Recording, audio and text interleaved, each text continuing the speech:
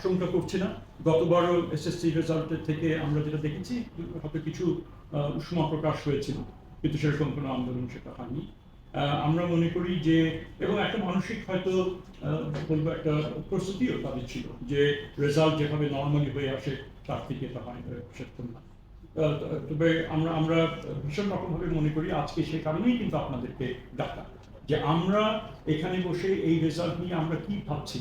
আমরা যথেষ্ট সংবেদনশীল, আমরা এটা আমি বলেছি অস্বস্তিতে, অফকোর্স আমরা অস্বস্তিতে আছি, কিন্তু আবার এটাও ঠিক এই অস্বস্তিকে না থেকে যদি আমি যদি মার্ক বাড়িয়ে দিতাম, সবাই যদি স্বস্তিতে থাকতো, এটা কারোর জন্য কোনো মঙ্গল দায়ক হতো না, না না শিক্ষার্থীদের জন্য, না অনুষ্ঠান প্রতিষ্ঠানগুলোর জন্য, না অভিভাবকদের জন্য।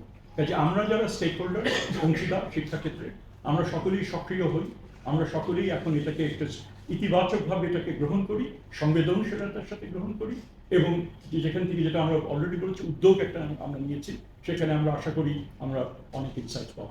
আপনাদের সকলকে ধন্যবাদ।